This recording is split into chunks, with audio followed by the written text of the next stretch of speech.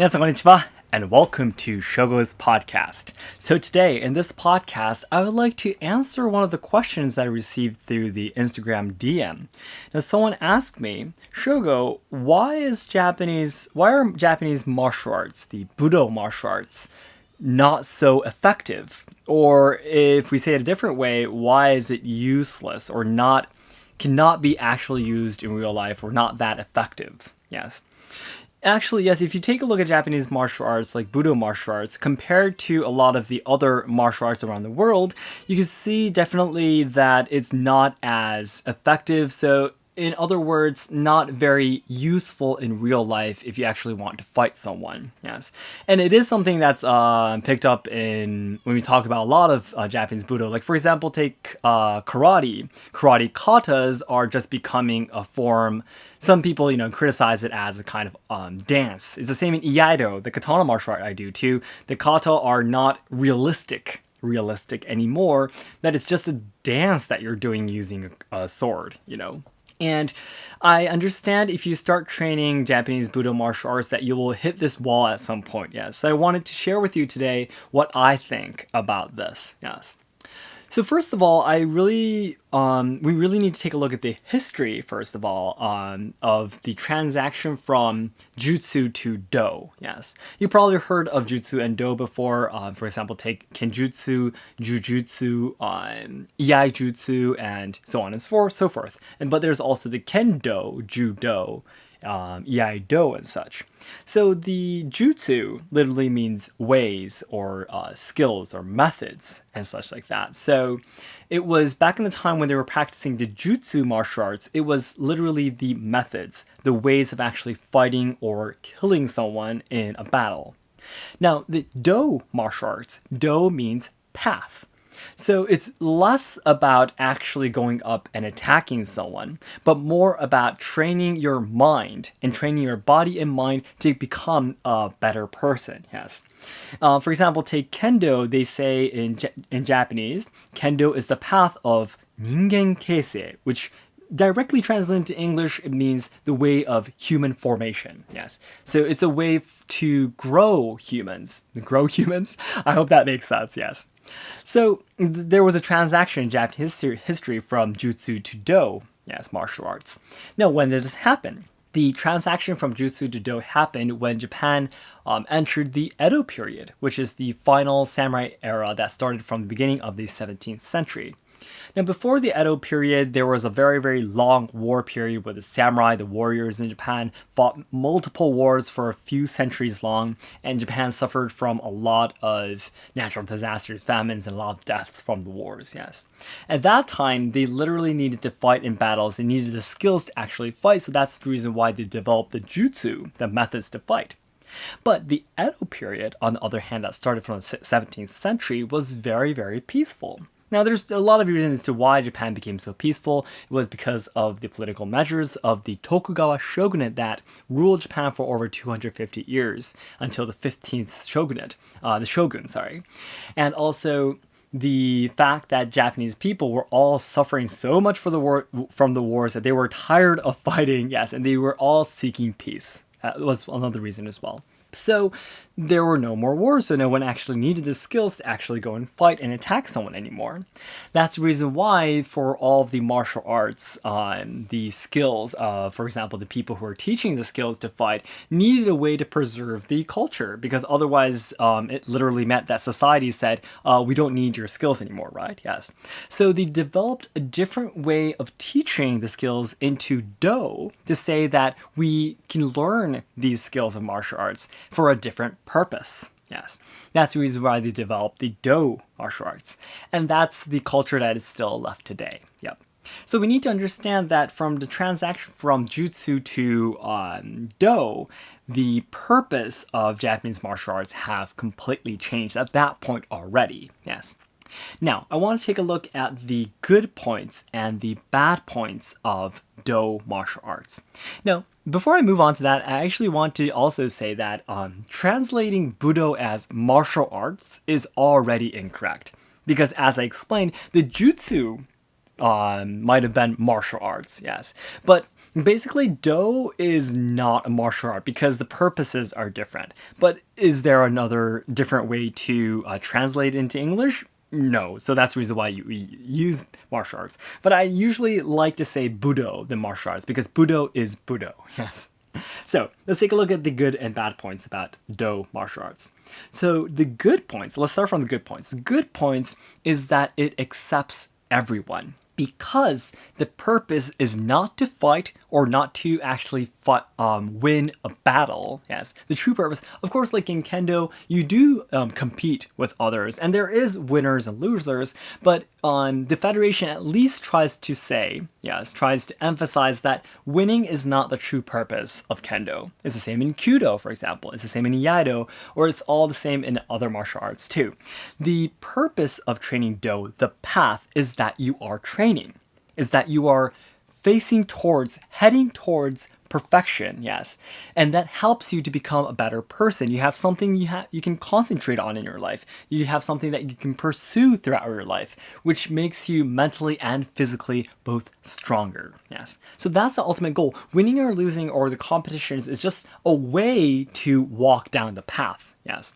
So the most top priority, the most important part of Do martial arts is for that person, no matter if she is strong or weak, that doesn't matter.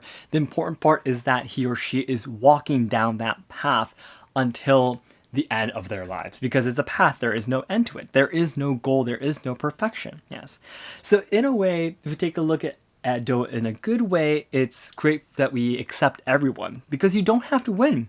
You just have to win you have to just win against your weak self, your inner demons that say, no, you should just give up, or no, you should just stop training, you don't have to do anything anymore kind of thing.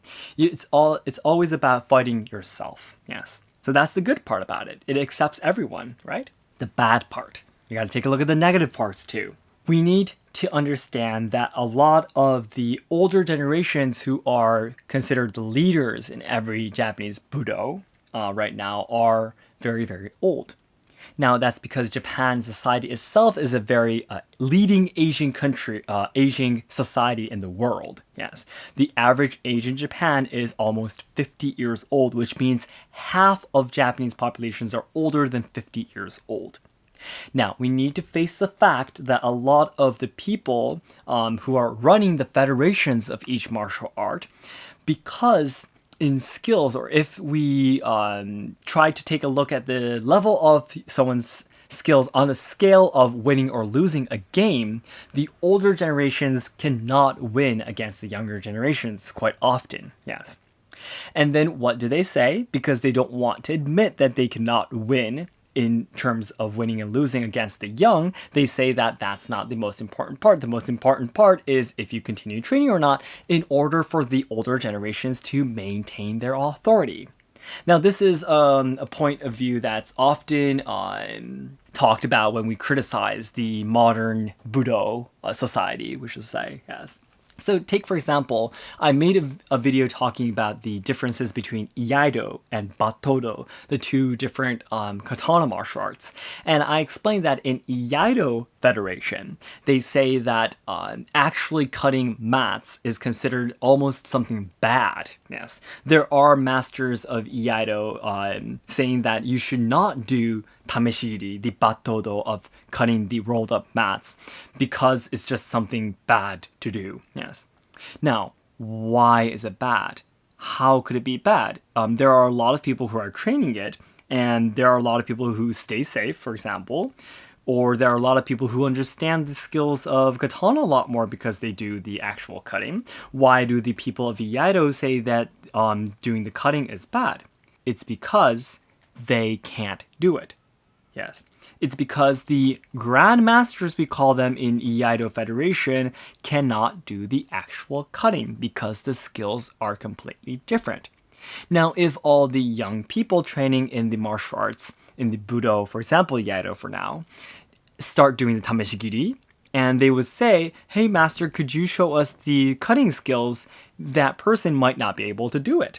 So that's the reason why they say it's bad. Yes. So this is a story, by the way, that my Kenjutsu master, that also does the Kenjutsu and the Tameshigiri, was pointing out, yes. And I feel personally, as a training in Iaido, I feel that this kind of negative side of Iaido actually exists too, yes.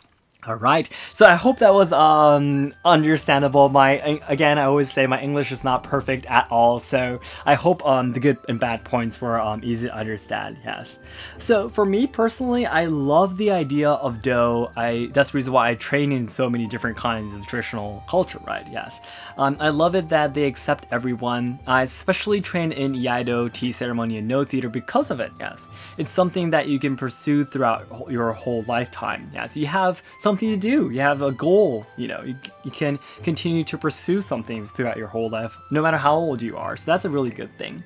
But also at the same time, I do feel that if the skills are completely useless, what is the point of calling it a martial art, right? Budo is supposed to be in a form of martial art, right? Yes, even if the purposes are different, the skills should be something that's useful in some ways. Otherwise, the logic has completely collapsed, right? Yes. So as a person training in martial arts, 27 years old, and is responsible to carry on the traditional culture to future generations, I really do want to study in multiple martial arts or different styles and look into how they teach it, yes, and try to pick up the good parts and try to leave the good parts to the future generations. And so my path to training martial arts have not even started yet, I would say. Yeah, so I hope you can look forward to what I learn through continue my training and learning about different styles and other traditional culture too. Yes, and if you are a trainee of Japanese Budo martial arts, please let me know what you think. Yes, if you agree with me, if you don't agree with me, please let me know in the comments. I'll be happy to learn from you. Thank you very much. Alright, so this will be the end of the story, but as I always say, my ultimate goal is to make Japan a better place for people who want to study, want to travel, who want to work in Japan, yes, to make their dreams come true. Despite the fact that there are so many people who have hopes and dreams in Japan, Japan is facing a lot of social problems and also losing its traditional culture. So I really want to solve these problems, preserve and evolve the traditional culture for future generations to enjoy Japan, yes, and make their dreams come true. So this is what I really want to do. I feel that this is my duty in my life, and I am going to be not wasting 1 second of my life to pursue my dream, yes. And for now, my nearest goal is to achieve 1 million subscribers by the end of next year. So again, I always say, I really need your help. It'd be great if you can share any of your videos that you like in my channel, in my main channel, in my podcast channel. And also your likes and comments will boost my videos and SEOs too. So it'd be great if you can help me out in that way as well. Yes. And I really appreciate your help and support. Okay, then I will be seeing you in my next video, and thank you very much for listening. ありがとうございました。